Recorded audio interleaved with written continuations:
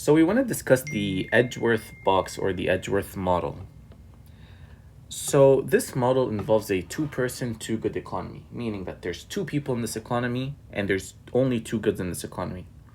And the only way someone can be better off is by trading these goods with one another and consuming more of one good and foregoing the other good.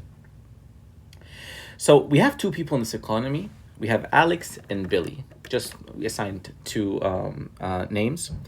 And we have two goods. And those goods, good X will identify as beer, and good Y will make that chips. And there's obviously endowments in this economy, which meaning there's a cap to how much each person can consume, and there's a cap to how many goods there are, or how many quantity of each good there is in the economy. So we have Alex, which his endowment points include 5 beers and 2 chips. And we have Billy, which his endowment points include 1 beer and 3 chips. So the total endowment in the economy, meaning the total number of each good, is going to be the total number of good A plus the total of Alex plus the total number of good A for Billy. In this case, it would be beer, and we just add 5 beers, the one Alex consumes, plus the 1 beer Billy consumes. So we have a total number of 6 beers in this economy. And we do the same thing with Billy, and therefore we have 5 chips in total consumed in this economy. And this is what we identified with total endowment right here. We just added the 5 beers for Alex plus the 1 beer for Billy, and 2 chips for Alex plus the 3 chips for Billy. Now, let's look at each of those individually. So we have the first graph here, and we can see that the beer, we will assign beer on the x-axis right here, and this is Alex's consumption. So this is Alex. And we assigned good Y, which is chips, on the y-axis. And we know here from the endowment point for Alex that he consumes 5 beers and 2 chips. So 5 beers and 2 chips. We have an endowment point right here for Alex.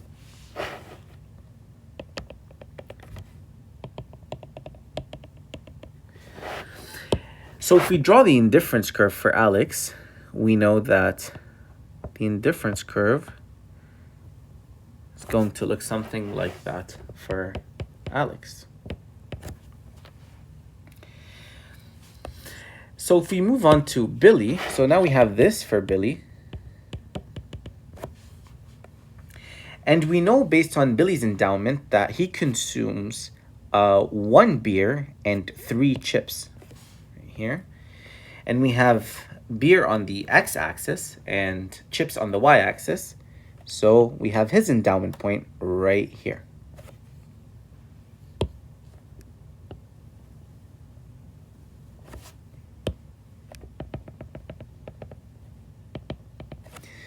Good. Now the next step, what we want to do is we want to combine both of these graphs to get the Edgeworth box, which represents a two-person, two-good economy, and in this case, Alex and Billy, and chips and beer. So what we're going to do is we're going to take Billy's graph right here, and we're going to flip it so that it creates a box with Alex. And when we do that, you'll see it's going to align both endowment points on top of each other. Let's take a look at that. So I pre-drew this. So as you can see here, let me just get my marker. This right here is the y-axis for Alex. We changed nothing there. And this is the x-axis for Alex. So we know that Alex's point is going to be at 5 and 2. So Alex's point is going to be at 5 and 2, which he consumes 5 beers and 2 chips. And therefore, we have this endowment point right here for Alex. Now, when we flipped the graph, now we have Billy's x-axis up here,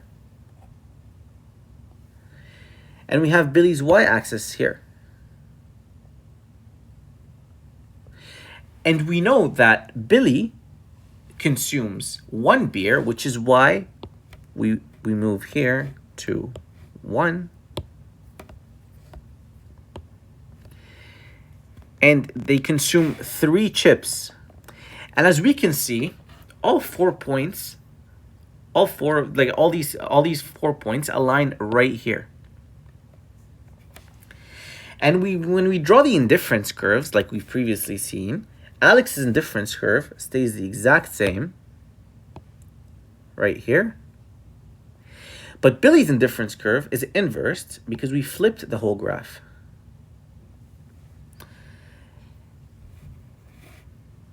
And basically, the next question we want to ask ourselves is, could these two be better off? Is there a better alternative to maximize their utility?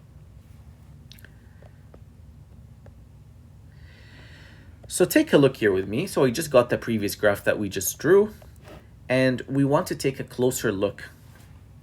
We want to ask ourselves, could Alex be better off if he consumed this point, for example? Let's call it point G.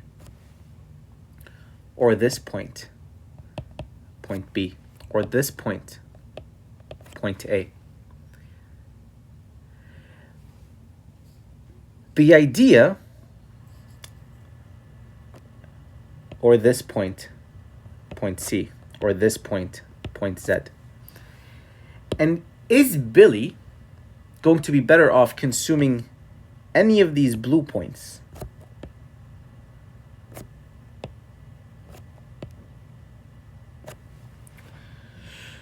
So the answer to that question is that we know that in order for us to be more satisfied, we will always take an indifference curve that is higher, that moves in this direction for Alex. So any of these points is going to be favoring Alex, but it's going to be making Billy worse off. But we know that Alex is not going to consume any of these points, since he's going to be on a less or a lower indifference curve.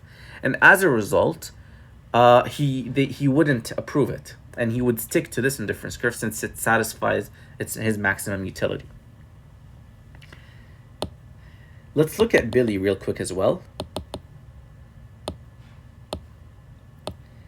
Now Billy would consume anything higher on his indifference curve. So any of these points would satisfy Billy, but any of these would not, since he's on a lower indifference curve.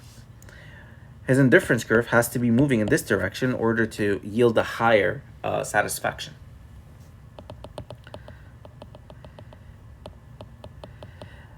But in this economy, we can't make someone worse off and someone better off. They both have to gain more utility. And as a result, we'll see that in this area, both of them would gain utility and none of them would be worse off.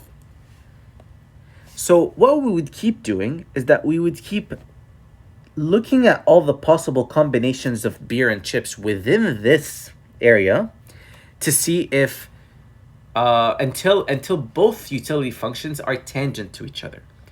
And this is what we have here. So as you can see here, we've moved Billy's utility function in this direction, and we've moved Alex's utility function in this direction until they were both tangent to each other.